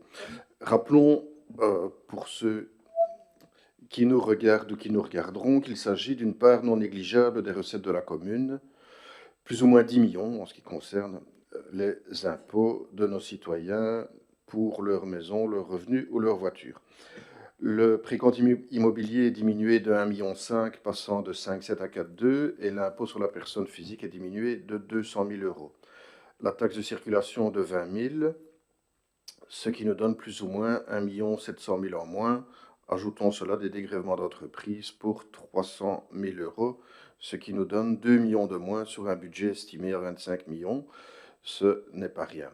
Lors de la présentation du budget 2023, vous avez dressé une trajectoire budgétaire pour les années à venir en vous basant sur des chiffres qui étaient donc surévalués. Cette trajectoire présentée en décembre dernier est-elle toujours valable ? Donc, pour revenir par rapport à ce que vous dites, le précompte immobilier, il tourne de manière moyenne à 5 millions par an pour la commune de Senef, avec des variations en fonction, en effet, de la vitesse d'enrôlement de la région wallonne. En 2022, la recette a été de 4,5 millions et non 4,2 millions, comme vous l'évoquez. Donc, il y a 230 000 qui étaient remboursés, mais sur des exercices antérieurs et donc qui sont comptabilisés aux exercices antérieurs pour comparer des choses comparables. C'est en effet moins que les autres années. Par contre, la région wallonne nous adressait également un courrier qu'elle avait un retard d'enrôlement plus important que les autres années. Donc, à titre d'exemple, il y a 2,4 millions de retard d'enrôlement contre 1,2 million l'année dernière. Donc, normalement, nous devrions avoir un report sur une année suivante. Ça a déjà été le cas par le passé. Certaines années, on avait eu même jusqu'à 1 million de moins une année et 1 million de plus l'année suivante. Maintenant, l'écart, il est encore plus important par rapport aux prévisions budgétaires où la région wallonne nous avait promis un montant de 5,7 millions. Donc, vous parlez de surévaluation, mais il faut savoir que ces évaluations ne sont pas faites à notre niveau. C'est la région wallonne qui nous donne le montant. Et quand on a eu le montant de 5,7 millions, on s'est dit, tiens, c'est vraiment étonnant, c'est nettement plus que les autres années, mais on ne peut pas ne pas inscrire ce montant. Et donc, il n'y a pas de surestimation dans notre chef des recettes. C'est la région wallonne qui fournit ces chiffres-là et que nous mettons dans notre budget. Et donc, c'est en effet une difficulté pour nous, justement, ce manque de prévisibilité entre ce que la région wallonne nous annonce qu'on peut inscrire au budget, alors qu'au mois de décembre, ils nous disent qu'il y a finalement 1,2 million de moins à un moment où on peut évidemment plus rien ajuster sur les dépenses de l'année. Par contre, l'estimation du précompte immobilier, donc vous disiez pour 2023, elle est inchangée au niveau du SPW. Il continue à nous confirmer le même montant. Et comme je vous disais, on est obligé d'inscrire le montant qui est communiqué. La trajectoire budgétaire, elle n'est pas compromise, parce que d'une part, vous pointez ici un élément sur lequel... enfin, toute une série d'éléments sur lesquels on est en baisse, mais il y a aussi des éléments sur lesquels on est en hausse, que vous avez oublié de pointer. Et donc, par exemple, la compensation régionale du plan Marshall, où là, on a eu justement 1,2 million, dont une partie, je ne connais plus le montant, sur 2022, et une partie pour les exercices antérieurs, suite à une condamnation du tribunal de première instance, parce que la recette ne couvrait pas les pertes réelles pour les communes. Donc, il y a d'autres postes qui augmentent. D'autre part, comme on le souligne chaque fois, on a aussi un bonus cumulé qui est de l'ordre, fin 2022, qui est de 5,9 millions et des provisions de 7,4 millions. Donc, il faut en effet rester prudent, mais il n'y a pas d'inquiétude à avoir par rapport à la trajectoire budgétaire de la commune. Merci. Je suis un grand inquiet.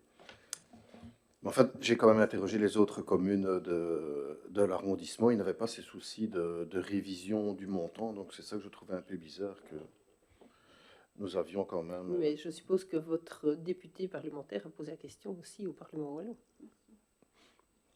Si vous lui demandez gentiment. La question suivante pour le groupe PS. Oui, je voudrais parler de l'enrôlement d'un chef d'école à Arken, puisque le directeur en place va bientôt nous quitter. Je pense que c'est le jour de la fête du travail, d'ailleurs. C'est pas le 1er mai qui s'en va. Demain? Non. Ah, déjà. Voilà. Donc, c'est vraiment une question d'actualité. Et donc, dans un premier temps, 2 candidates avaient déposé leur candidature, ont été retenues. En janvier dernier, le collège a retiré une délibération qui octroyait un détachement à un autre chef d'école, puisque bon, on n'a pas 36 écoles communales. Malgré le risque du retour de ce dernier, la procédure de recrutement a été poursuivie. Aujourd'hui, nous savons que ce directeur détaché va reprendre sa place, et donc les 2 candidates ont été non retenues, puisque la place est désormais plus vacante. Alors, je voulais savoir quand le collège avait appris ce retour. Comment avez-vous annoncé la nouvelle à ces 2 candidates et qu'en est-il des examens déjà passés par ces 2 dernières? Madame Denet. Oui, merci Madame la Présidente. Bonsoir à tous et toutes. Donc en janvier, nous avions eu une première information du directeur détaché nous annonçant son possible retour. Et le 15 mars, nous avons eu confirmation de ce retour. Donc les examens oraux qui devaient être organisés l'après-midi ont été annulés. Le directeur en place et moi-même, on s'est réunis pour réorganiser forcément la communication.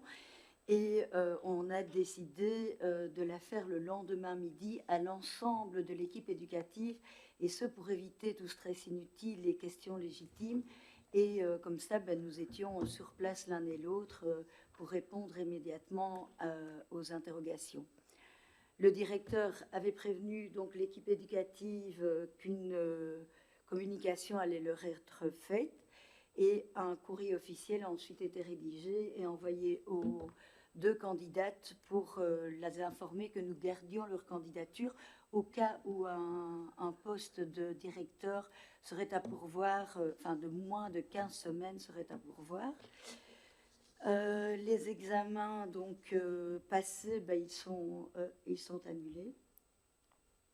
Et donc, s'il devait y avoir un autre appel à candidature en fonction de la situation terrain, moins de 15 semaines, plus de 15 semaines, vacants, emploi vacant, non vacant, elle devrait repasser les examens. Et donc ça, c'est un décret qui permet également à d'autres éventuels membres du personnel ayant entre-temps obtenu les modules de formation de pouvoir candidater. Merci Madame Légine. Effectivement, situation très compliquée. On peut regretter quand même la communication qui a été très tardive, et je regrette personnellement que les 2 candidates n'aient pas été reçues en dehors d'une réunion avec l'ensemble du personnel. Elles ont appris ça devant tout le monde. Je trouve que c'est un peu limite pour des personnes qui espéraient avoir une place, qui n'ont finalement pas eu pour des soucis de procédure. Je pense qu'il faut avoir aussi le courage de dire on s'est trompé un peu dans la communication, on aurait peut-être dû les prendre à part et leur expliquer. Mais on y a réfléchi, le directeur en place et moi-même, qui est leur directeur. Et donc, c'est évidemment sur ces conseils qu'on l'a fait ensemble le lendemain, parce que si on les avait reçus, évidemment que ça aurait fuité et tout le monde se serait interrogé et on n'aurait pas été là pour y répondre. C'est vraiment sur cette base qu'on a pris la décision de le faire ensemble le lendemain midi. Enfin, merci. J'espère qu'elles l'ont compris en ce sens. Mais bon, voilà. Je pense, oui. J'espère. En tout cas, je leur ai posé moi-même la question et il n'avait pas de grief. Très bien. La 3e question pour le groupe PS. Oui, je continue toujours dans les écoles, puisqu'une note de service a été distribuée dans les écoles communales. Celle-ci contraint les enseignants à effectuer un inventaire complet de leurs fournitures pédagogiques classiques, fournitures administratives, mobilier, etc. Cet inventaire doit être rendu à l'aide d'un tableau Excel tous les 3 mois. Faute de retour de cet inventaire, les commandes de fournitures pour l'année scolaire prochaine ne seraient pas autorisées. D'autre part, la distribution des fournitures pour les bons élèves, donc les bons élèves, ce sont les enseignants qui auront rempli leurs documents tous les 3 mois. Cette distribution sera effectuée pendant les congés réglementaires des enseignants en présence de ces derniers. Alors j'ai 3 questions. Qui au sein de ce collège a décidé que nos enseignants seraient désormais des comptables et des magasiniers? Qui au sein de ce collège a décidé que nos enseignants seraient convoqués pendant des périodes de vacances pour lesquelles, il faut le rappeler, ils ne sont pas rémunérés? Et qui au sein de ce collège a décidé d'outrepasser la COPALOC pour contraindre nos enseignants à ce surplus de travail administratif? Et quand j'appelle le surplus de travail administratif, je sais que les Juines est d'accord avec moi, puisque les plans de pilotage, les aménagements, et j'en passe, et des meilleurs, font partie de ce surplus de travail administratif qui finalement contraint nos enseignants à devenir de gentils fonctionnaires plutôt que de s'occuper de nos enfants. Mais donc, par rapport à cette situation, donc on a évoqué tout à l'heure la mise en place de la cellule de contrôle interne suite aux suspicions de fraude. Et donc, mais on a parlé tout à l'heure de l'identification de vols potentiels et de manque de recettes potentielles. Et donc, évidemment, parmi les mesures prises, il y a évidemment aussi l'établissement d'inventaire qui est une base pour pouvoir identifier toute disparition, inventaire du mobilier, inventaire du petit matériel. Et donc, cette demande a été formulée vers tous les services, y compris les écoles. Les différents services l'ont fait pour le mois de décembre, et donc il y a une échéance supplémentaire qui a été donnée aux écoles. Il y a eu des réunions de travail entre la responsable du service enseignement, la directrice générale et la directrice financière pour discuter de cette procédure, et il n'y a aucune difficulté particulière qui n'avait été pointée lors de ces réunions de travail. Et donc cette procédure ne vient pas d'en haut, comme ça, a été co-rédigée par différentes personnes. Elle aborde 2 sujets. D'une part, l'inventaire du matériel et la mise en place d'un contrôle nécessite évidemment qu'il y ait des procédures de suivi. Et d'autre part, la centralisation des commandes afin de pouvoir les attacher à des bons de commande, parce que pour le moment, il n'y a pas vu le nombre de commandes individuelles par des canaux différents, on ne parvient pas à rattacher les commandes, les factures aux bons de commande. Et donc, ce que vous évoquez par rapport au congé scolaire, dans cette note, il n'y a pas de date. Donc, on dit justement que les heures et dates seront définies, mais je sais que Madame Donner reviendra sur ce point-là. Et donc, on a eu, en effet, suite au retour de terrain, des remarques, et tout comme pour d'autres procédures, ça doit faire ces maladies de jeunesse, et on se remettra autour de la table pour améliorer les points qui peuvent être améliorés. Mais Madame Donnet a d'autres éléments pour compléter. Oui, merci Madame la Présidente.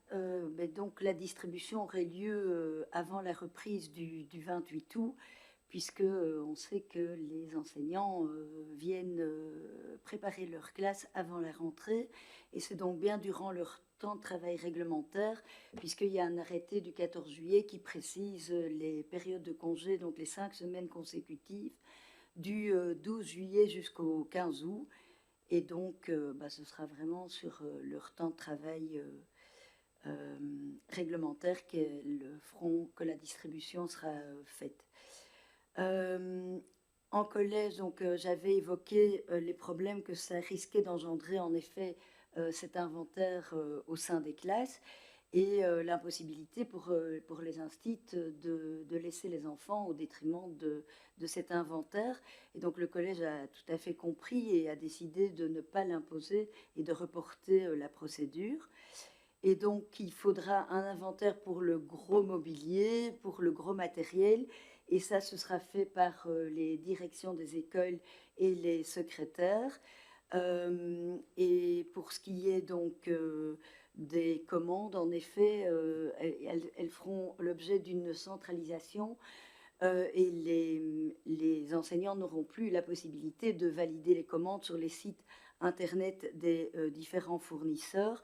Et ça a 2 objectifs. C'est de vérifier que le matériel commandé fait bien partie de la liste du matériel de gratuité scolaire, et vérifier également que les enseignants ne dépassent pas le budget qui leur est alloué.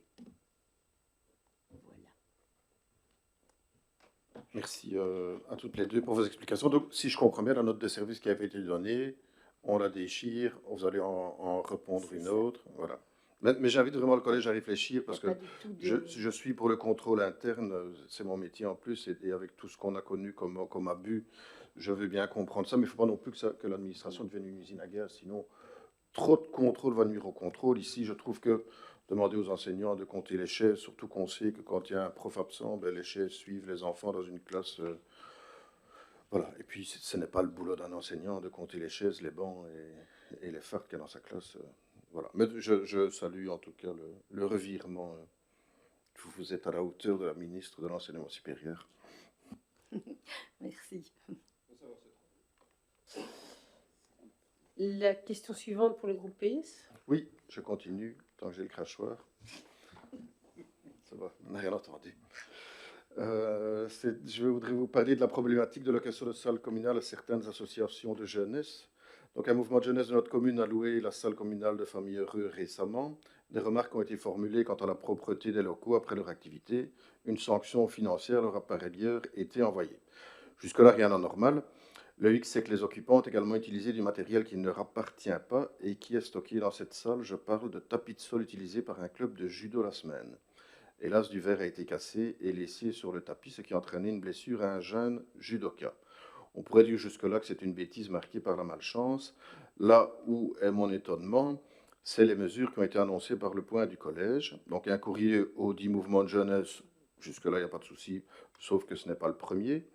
Un courrier au club de judo leur intimant l'ordre de prévoir des liens autour de leur tapis pour que les occupants occasionnels de la salle ne puissent plus s'en servir impunément. En ce qui concerne le mouvement de jeunesse, pourquoi encore leur louer les salles communales puisque systématiquement il y a des soucis? Et en ce qui concerne le club de judo, qui va payer les aménagements demandés?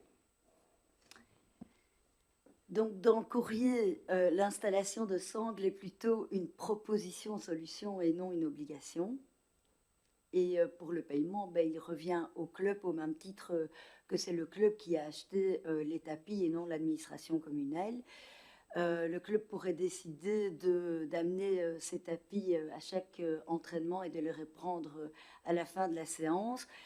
C'est donc pour faciliter cette pratique sportive que le collège a accepté le stockage des tapis sur place. Il aurait pu le refuser. Le stockage de matériel spécifique dans un espace polyvalent reste toujours un problème. Et il revient évidemment au club ou à l'association qui est responsable de son matériel de prendre des mesures pour en préserver le bon état. L'administration communale ne peut assurer une surveillance de tous les instants. Je pense également que la salle n'est pas spécifique à la pratique sportive. Il s'agit d'un espace mis à disposition du tissu associatif local. Et donc, ce dernier est varié et l'éventail des occupations est très large. Le but étant de satisfaire un maximum de demandes, des compromis sont souvent nécessaires. Quant au fait d'encore louer la salle, ça c'est un choix de poursuivre ou non une mise à disposition d'un local ou d'une association qui est opérée par le collège en connaissance de cause. Et ici, donc les deux parties ont été remises en question. Le mouvement de jeunesse par rapport à sa manquement et le club sportif plutôt dans un esprit de prévention et de préservation de son matériel.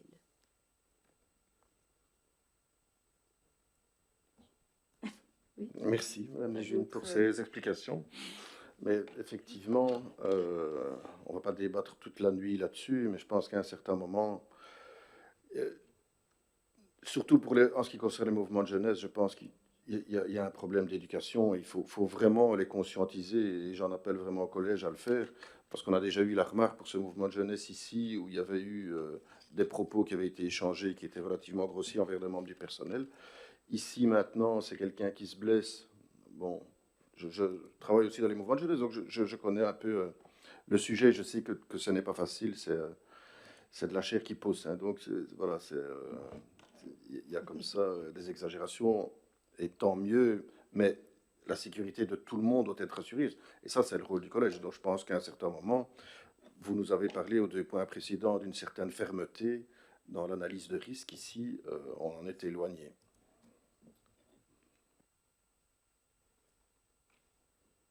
Mais ici, comme on vous l'a expliqué, il y a un recadrage qui a été fait, donc il y a de la fermeté qui a été faite. Et donc, comme vous dites, quand il y a aussi, par rapport à des jeunes, de pouvoir avoir un processus pédagogique qui est justement je ne pense pas que l'interdiction soit la solution à la problématique, justement une sensibilisation, et c'est ce qui a été fait. Ça va. Mais je ne vais pas polémiquer plus loin, parce que je sais qui sont les membres du mouvement de jeunesse. Je ne vais pas rentrer dans ce genre de débat, mais voilà, moi je pense qu'à un certain moment, de la fermeté doit être, et vous venez de m'annoncer que vous avez été très ferme, j'espère que ça ne se reproduira plus. Merci. Donc la question suivante pour le groupe PS... Vous y avez répondu.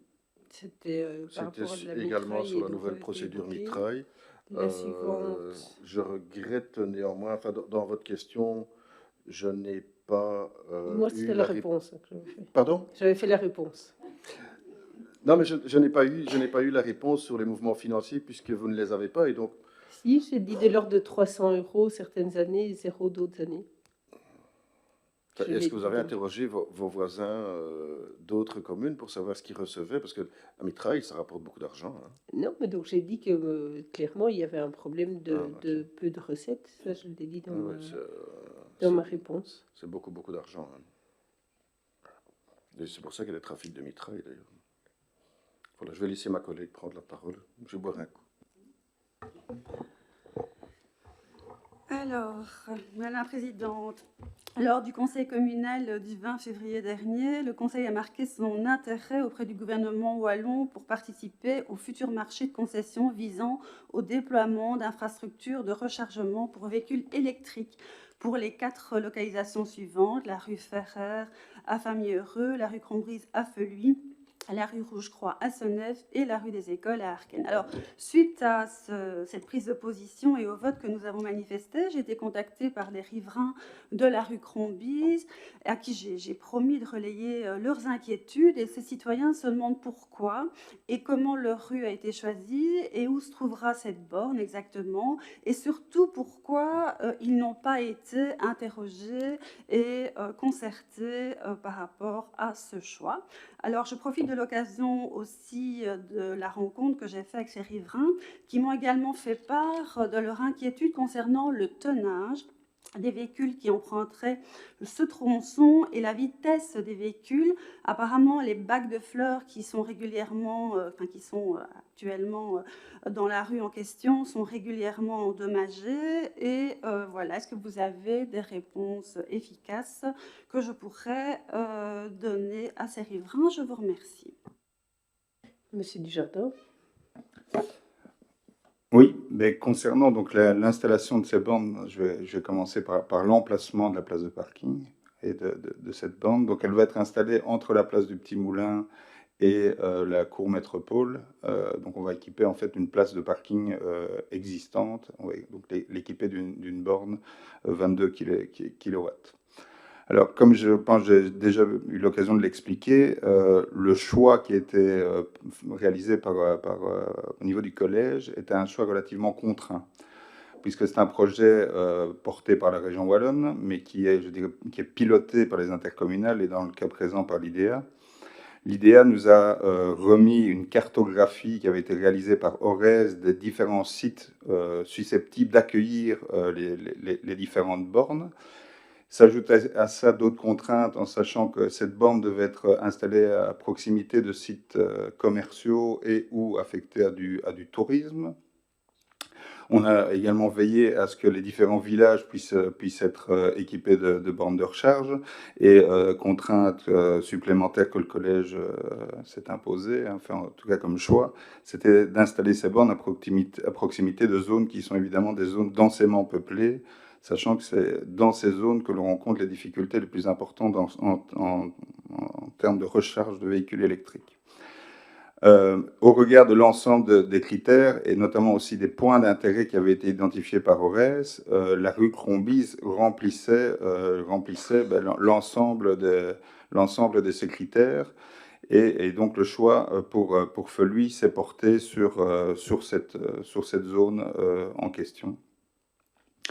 L'autre question concerne, je pense, oui, c'était le tonnage des véhicules.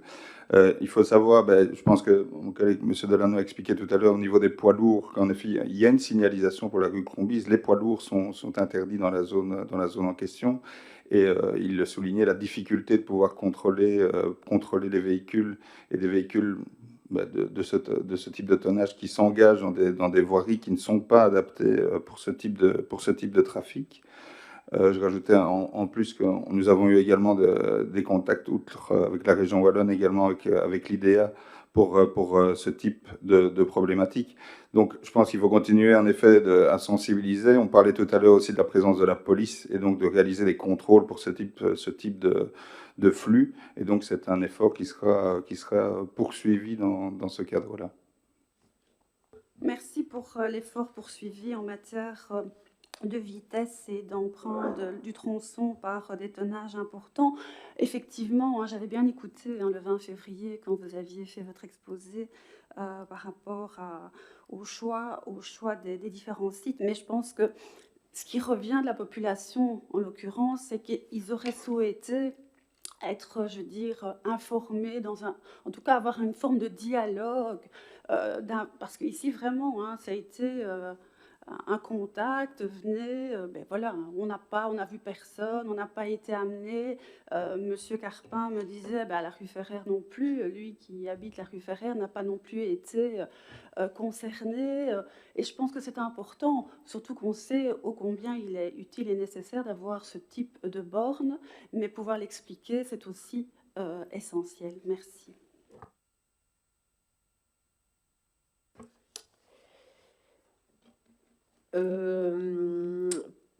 Voilà pour la réponse à cette question. Et donc, l'endroit à la rue Crombise, c'est à proximité du canal et c'est à proximité d'aucune habitation. Donc, il faut voir que la rue Crombise est vraiment longue et qu'on est là dans une zone avec aucune habitation à côté. Par rapport à votre question suivante sur le magasinier. Oui, j'aurais pu la mettre en question d'actualité, puisque j'ai vu que le site de la commune recrutait de nouveau un magasinier. Et donc, pour refaire un peu l'histoire, c'est depuis 2021, décembre 2021, où on a découvert des fraudes à la commune de Senef. Le collège a pris certaines mesures depuis. Une des mesures était l'engagement d'un magasinier. En effet, la disparition de petits matériels, d'outillage, etc. fait partie des abus constatés, en plus des fraudes à la carte essence, de la revente de véhicules, j'en passe. Ce magasinier devait résoudre le problème de suivi du matériel et empêcher tout abus. Nous pensions que ce poste avait été comblé au premier appel au candidat. Hélas, non. 1 an et demi plus tard, vous relancez cet appel au candidat. Pourquoi ce si long délai et pourquoi la première procédure n'a-t-elle pas abouti? Alors, il ne s'agit pas d'1 an et demi. Donc, la première procédure a été lancée en juillet 2022. L'offre est parue de fin juillet à fin août. Et donc, on avait choisi une période d'1 mois vu la période de congé scolaire. Nous avons reçu 16 candidatures, dont 7 étaient recevables. Les examens ont été organisés, ce qui prend un certain temps d'organiser un jury avec des membres externes à la commune, une épreuve écrite, une épreuve orale. Et donc, suite à cette procédure, un seul candidat a réussi et il s'est désisté quelques semaines après, courant janvier, suite à une négociation qu'il a eue avec son employeur de pouvoir revaloriser son barème dans son emploi actuel. Et donc, il s'est désisté et vu qu'il était le seul à avoir réussi l'examen, mais nous sommes maintenant devant l'obligation de devoir relancer une nouvelle procédure. Et donc, cette procédure est relancée. Comme vous l'avez dit, l'offre est en cours. Je parlais d'1 an et demi entre la découverte des abus et l'engagement du magasinier. Mais c'est là que vous faites erreur. Donc, il y a d'abord au décembre 2021, il s'agit de se poser des questions par rapport à la carte essence. Le magasinier ne change rien à la carte essence. Il y a d'autres investigations et, comme je le soulignais, une cellule contrôle interne qui est mise en place. Et au mois de juillet, la décision d'engager un magasinier. Juillet, mars, 9 mois. Et malheureusement, c'est parce que la personne a refusé l'emploi et qu'on n'a qu'un seul candidat qui a réussi. C'est une grande difficulté qu'on rencontre à différents postes dans l'administration, c'est l'attractivité de l'administration. Au niveau du service finance, on a dû relancer une deuxième fois aussi. Au niveau du service du personnel, on est arrivé à ne pas déboucher sur un candidat, et on se rend compte de plus en plus que dans tous les postes pour lesquels on cherche à recruter, on a des difficultés à trouver des candidats qui ont les compétences ou la motivation nécessaire. On doit relancer souvent plusieurs fois, et on aimerait bien qu'ils soient là, mais ce n'est pas dû à une mauvaise gestion de l'administration. Vous aviez encore deux questions. Oui, la dernière, je ne la poserai pas puisqu'il s'agissait d'un point qui va être débattu la semaine prochaine. Donc j'ai ma réponse. Mais par contre, on m'a fait état de nouvelles perquisitions chez des membres ou ex-membres du personnel.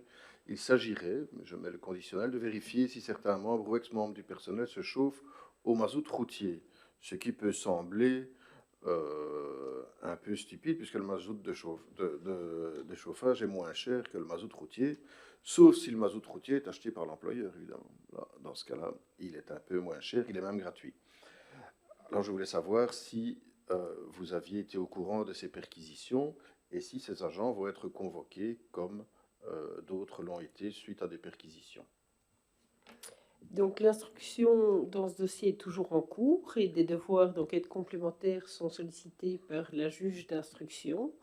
Mais comme vous le savez, en Belgique, il y a la séparation des pouvoirs entre le politique et le judiciaire. Et donc, mais aussi bien en tant que mandataire politique qu'en tant que même partie lésée, les devoirs d'enquête, nous n'en sommes pas informés, vu que le dossier est toujours à l'instruction. Et quand bien même nous aurions l'information, nous sommes couverts par le secret de l'instruction. Et je vous invite d'ailleurs à faire de même par rapport à vos questions, parce qu'il y a quand même certains éléments dans vos questions qui peuvent empêcher l'enquête de se poursuivre. On est dans une instruction et la juge d'instruction nous répète régulièrement qu'on doit respecter cette instruction. Elle nous a autorisé, ainsi que le procureur du roi, à utiliser certaines données dans le cadre de procédures disciplinaires, mais pour le reste, l'instruction se poursuit.